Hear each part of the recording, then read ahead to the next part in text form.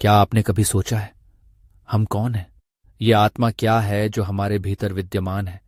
क्या यह सिर्फ एक कल्पना है या वास्तव में हमारी असली पहचान? आज हम लेकर आए हैं आपके लिए ऐत्रेय उपनिषद का अनमोल अध्याय, जहां से शुरू होती है आत्मा की गहन यात्रा, जहां खुलते हैं आत्मा, ब्रह्म, प्रज्ञा और मोक्ष के रहस्य। यह वीडियो आपके लिए एक आध्यात्मिक संदेश, वेदांत का सार और प्राचीन संस्कृत शास्त्रों का समृद्ध खजाना लेकर आया है, जो आपको ले जाएगा स्वयं की खोज, आत्मिक जागरूकता और अद्वैत वेदांत की गहराई में। इस यात्रा में हम समझेंगे आत्मा की अमरता और उसकी अनंतता, ब्रह्म के साथ आत्मा का अविच्छेद और मोक्ष की प्राप्ति का मार्ग। तो चलिए साथ मिलकर इस प्राचीन आध्यात्मिक ज्ञान की खोज करें और खोलें अपने जीवन के नए आयाम। अगर आप भी हैं वेदांत, उपनिषद, आध्यात्मिक ज्ञान, संस्कृत दर्शन और मोक्ष के सच्चे साधक, तो इस वीडियो को अंत तक देखें, लाइक करें, शेयर करें और हमारे चैनल को सब्सक्राइब करें। आइए आत्मा के इस अनमोल सफर की शुरुआत करें, क्योंकि ज्ञान ही है सबसे बड़ा प्रकाश।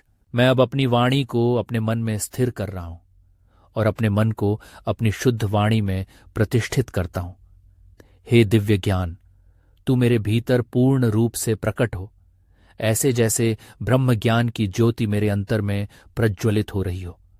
मैं वेदों के उस शाश्वत सत्य को, उस सनातन ऋषियों की परंपरा से प्राप्त आत्मज्ञान को सुन रहा हूं, समझ रहा हूं और उसे अपने भीतर संजो रहा हूं। हे परम चेतना, कृपा करके यह शुद्ध ज्ञान मुझसे कभी दूर न हो। मैं इसे दिन रात साधना के रूप में जीना चाहता हूं। मैं इसे केवल पढ़ना नहीं, जीवन में उतारना चाहता हूं। मैं जो बोलूं वह रथ अर्थात ब्रह्म का सार्वभौमिक सत्य हो। मैं जो कहूं वह सत्य की आभा से प्रकाशित हो। हे ब्रह्म, तू मेरी रक्षा कर, मेरे अंदर के वक्ता की भी रक्षा कर। मेरे ज्ञान को, मेरी चेतना को, मेरी वाणी को तेरा संरक्षण प्राप्त हो। यही मेरी प्रार्थना है। ऋग्वेदीय ऐत्रेय उपनिषद, प्रथम खंड। जब कुछ भी नहीं था, न कोई नाम था, न रूप, न सृष्टि का कोई संकेत, उस समय केवल आत्मा ही था। वही एकमात्र सत्ता रूप में विद्यमान था। न कोई अन्य तत्व था, न कोई दृश्य, न कोई ध्वनि। केवल वही परब्रह्म, निर्विकारी, निराकार आत्मा ही परम रूप से स्थित था। उस आत्मा ने इच्छा की मैं लोकों की रचना करूं। ये संकल्प करते हुए उसने सृष्टि के विभिन्न लोकों की रचना की। उसने सबसे पहले दिव्य जल का लोक उत्पन्न किया, जिसे अंब कहा गया। फिर उसने मरीचि की सृष्टि की, जो प्रकाश की तरंगों का क्षेत्र है। उसके पश्चात मर्म नामक लोक उत्पन्न किया, जो जल, वायु और प्रकाश से युक्त है। फिर उसने नीचे की ओर जल से भरे क्षेत्र की रचना की, जिसे अप कहा गया। इन सब लोकों में ऊपर अंब, फिर आकाश में मरीचियां, उसके नीचे मर्म और सबसे नीचे जल का विस्तार, इन सब की संरचना उसी आत्मा के संकल्प से हुई। इसके बाद आत्मा ने विचार किया, अब इन लोकों के लिए पालक चाहिए, एक पुरुष की आवश्यकता है। तब उसने जल से एक पुरुष को उत्पन्न किया। उस पुरुष को उसने चेतना प्रदान की, उसे मूर्छा दी अर्थात जीवन शक्ति दी, जिससे वह सजीव हुआ। फिर वह पुरुष तप्त हुआ, उसके भीतर तेज उत्पन्न हुआ। इस तपस्या के परिणाम स्वरूप उसकी देह के विभिन्न अंग प्रकट होने लगे। सबसे पहले उसका मुख प्रकट हुआ, मुख से वाणी निकली, वाणी से अग्नि की उत्पत्ति हुई। फिर नासिका प्रकट हुई और नासिका से प्राण निकला, प्राण से वायु का जन्म हुआ। इसके बाद नेत्र प्रकट हुए और नेत्रों से दृष्टि की शक्ति उत्पन्न हुई, दृष्टि से सूर्य उत्पन्न हुआ। फिर कर्ण प्रकट हुए और उनसे श्रवण शक्ति उत्पन्न हुई, श्रवण से दिशाओं का ज्ञान हुआ। त्वचा प्रकट हुई, त्वचा से रोम उत्पन्न हुए, रोमों से औषधियां और वनस्पतियां उत्पन्न हुईं। फिर हृदय प्रकट हुआ, हृदय से मन उत्पन्न हुआ, मन से चंद्रमा की उत्पत्ति हुई। फिर नाभि प्रकट हुई, नाभि से अपान वायु उत्पन्न हुई, अपान से मृत्यु तत्व की रचना हुई। फिर शिश्न प्रकट हुआ, जिससे वीर्य की उत्पत्ति हुई, वीर्य से जल की धाराएं उत्पन्न हुई।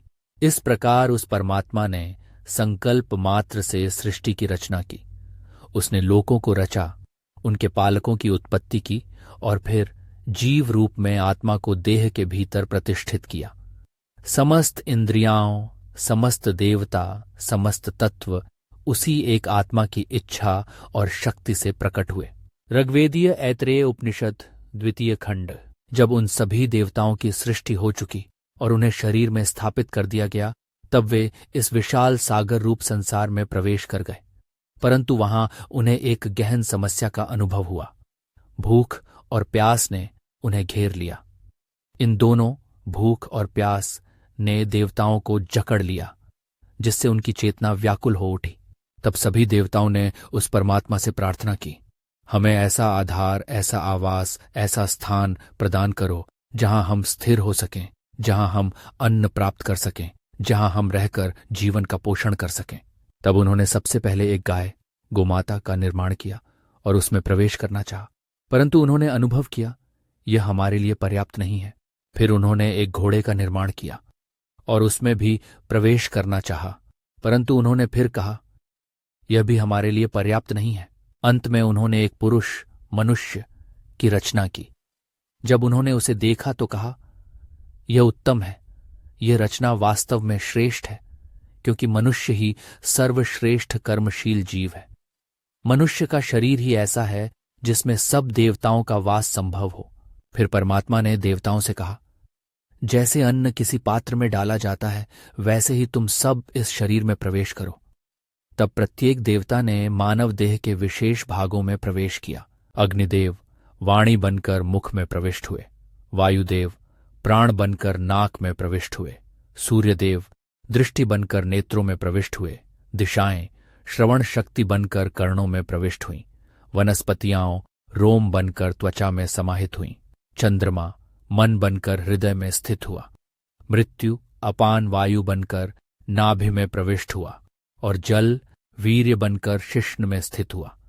इस प्रकार समस्त देवताओं ने मानव शरीर को अपना आश्रय बना लिया। इसके बाद भूख और प्यास ने भी उसी पुरुष से कहा, हमें भी इस शरीर में स्थान दो, हमें भी जीवन का अनुभव कराओ। तब परमात्मा ने उत्तर दिया, मैं तुम दोनों को भी इन्हीं देवताओं में समाहित कर देता हूं। तुम दोनों को भी भाग दूंगा। जहां कहीं देवताओं का आह्वान होगा, वहां तुम भी भागिनी बनकर उपस्थित रहोगे। इसी कारण से जब भी किसी देवता को यज्ञ में हविष्य अर्पित किया जाता है, तो उसके साथ ही भूख और प्यास भी उस यज्ञ में भागी होती है। यानी जहां देवता उपस्थित, वहां भूख प्यास की भी उपस्थिति होती है। ऋग्वेदीय ऐतरेय उपनिषद तृतीय खंड। जब परमात्मा, जो स्वयं ब्रह्म है, ने इस संपूर्ण सृष्टि को देखा, तो उसने अपने अंदर के आत्मा से कहा, मैं सब लोकों और उनके लोकपालों का सृजन करता हूं। यह सारा संसार इस भौतिक और आध्यात्मिक जगत का आधार, अन्न या जीवन का पोषण है। यह अन्न केवल भोजन नहीं, बल्कि वह अमृत है जिससे जीवन और चेतना का संचार होता है। यह अमृत जल से उत्पन्न हुआ है, क्योंकि जल ही जीवन का मूल स्रोत है। जल से आकाश, दिव्य आकाशमंडल, पृथ्वी, वायु, अग्नि और अन्य प्राकृतिक तत्व उत्पन्न हुए। यहां हम समझते हैं कि लोकों का सृजन सिर्फ भौतिक स्तर पर नहीं, बल्कि आध्यात्मिक स्तर पर भी हुआ है। प्रत्येक जीव, प्रत्येक तत्व इसी आत्मिक अन्न से जुड़ा हुआ है। फिर भी यह जानना आवश्यक है कि वह आत्मिक अन्न कैसे ग्रहण किया जाता है। क्या इसे हम अपनी वाणी, वच से पा सकते हैं? क्या प्राण, श्वास से? क्या आंखों, कानों, मन से या स्पर्श से ग्रहण किया जा सकता है?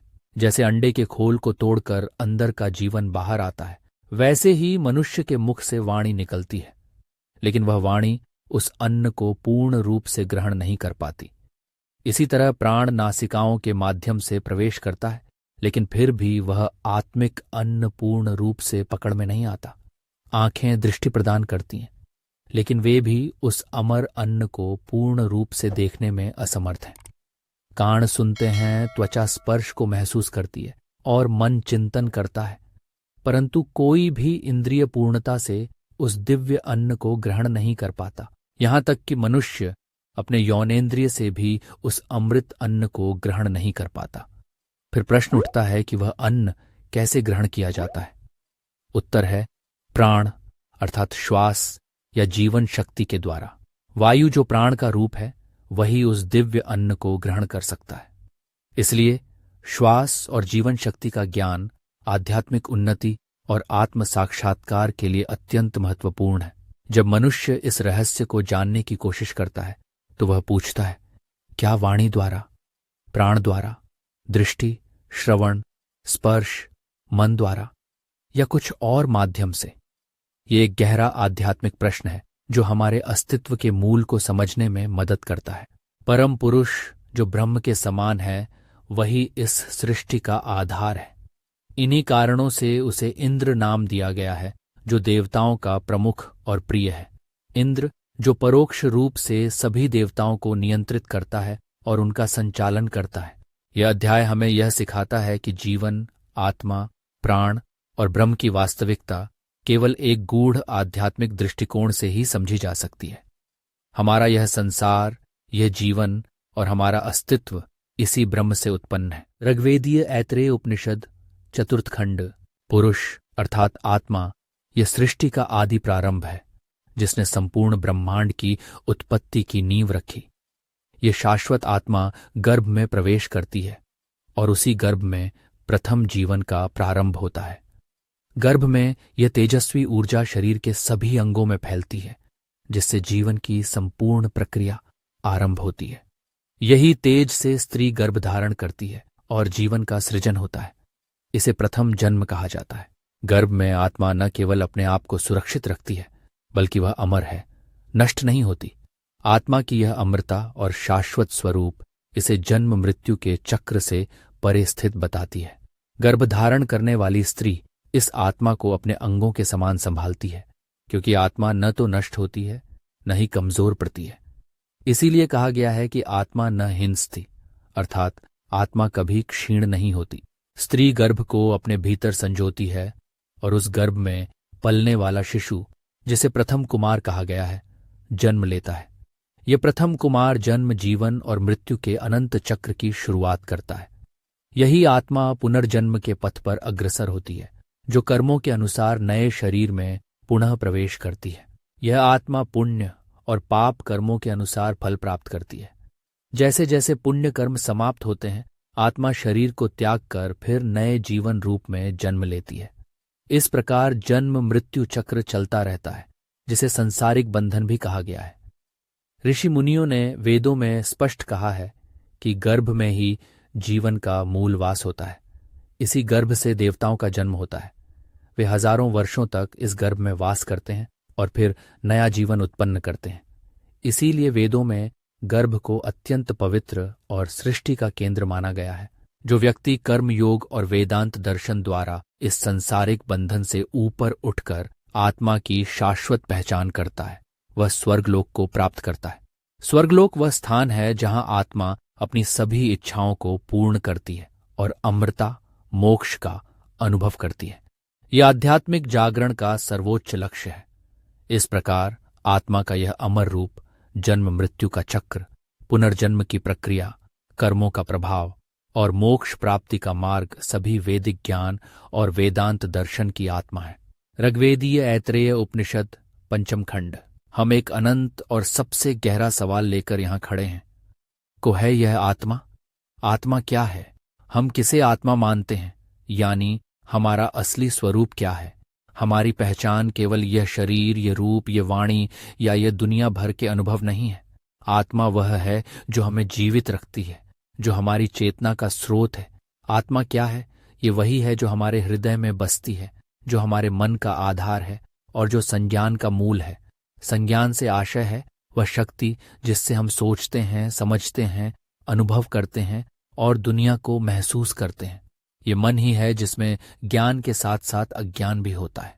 आत्मा में ही मेधा, बुद्धि, दृष्टि, धृति, मति, मनीषा, स्मृति, संकल्प, काम और शक्ति जैसी सभी मानसिक शक्तियां और गुण समाहित हैं। ये सभी मिलकर बनाते हैं प्रज्ञा, वह चेतना, वह विवेकशील ज्ञान जो हमें सजीव और जागरूक बनाता है। ये प्रज्ञा ही है ब्रह्म, जो सृष्टि का मूल और परम सत्य है। ब्रह्म सर्वव्यापी है, नित्य और अविनाशी है। यही ब्रह्म हमारे इंद्रों, प्रजापति और सभी देवताओं के स्वरूप में विद्यमान है। इसी ब्रह्म में 5 महाभूत पृथ्वी, जल, अग्नि, वायु और आकाश समाहित हैं। सभी जीव, प्राणी, वनस्पति, स्थावर और जंगम वस्तुएं इसी प्रज्ञा के प्रभाव से जीवित हैं। ये पदार्थ जन्म लेते हैं, बढ़ते हैं और फिर नष्ट होते हैं। यह सृष्टि का चक्र है और इस पूरे चक्र की निगरानी करने वाली चेतना वही आत्मा है जो सब कुछ देखती है, सुनती है, अनुभव करती है और समझती है। जो व्यक्ति इस प्रज्ञा को पूरी तरह समझकर अपने अंदर आत्मसात कर लेता है, वह संसार के जन्म और मृत्यु के चक्र से ऊपर उठ जाता है। वह स्वर्गलोक की प्राप्ति करता है, जहां उसकी सभी इच्छाएं पूरी होती हैं और वह अमृतत्व शाश्वत जीवन को प्राप्त करता है। यही है मोक्ष, जिसमें आत्मा जन्म मरण के बंधनों से मुक्त हो जाती है और परम शांति तथा आनंद की स्थिति में प्रवेश करती है। इसलिए आत्मा कोई शरीर नहीं, कोई नश्वर वस्तु नहीं, बल्कि वह शाश्वत चेतना और ब्रह्म का अविच्छेद्य स्वरूप है। इसे समझना और अनुभव करना ही मानव जीवन का परम उद्देश्य और सच्चा आध्यात्मिक ज्ञान है। इस दिव्य ज्ञान की गहराइयों में उतरकर हमने जाना कि आत्मा क्या है, उसकी शाश्वत प्रकृति कैसी है और कैसे वह ब्रह्म, प्रज्ञा और मोक्ष से जुड़ी है। यह ऐतरेय उपनिषद का महान संदेश हमें हमारी असली पहचान, आत्म प्रकृति और आध्यात्मिक जागरण की ओर मार्गदर्शन करता है। अगर आप भी वेदांत, आत्मज्ञान, अद्वैत वेदांत, संस्कृत शास्त्रों और प्राचीन उपनिषदों के इस अमूल्य खजाने को समझना चाहते हैं तो इस वीडियो को लाइक करें, शेयर करें और हमारे चैनल को सब्सक्राइब करना न भूलें। अपने दोस्तों और परिवार के साथ इस ज्ञान को साझा करें ताकि वे भी आत्मा के इस रहस्य को जान सकें और आध्यात्मिक विकास की ओर कदम बढ़ा सकें। आपके प्रश्न और सुझाव कमेंट में जरूर लिखें। मैं हर एक का उत्तर देने का प्रयास करूंगा। ध्यान रखें, यह यात्रा केवल जानकारी की नहीं, बल्कि स्वयं की खोज, आत्म प्राप्ति और मोक्ष की ओर है।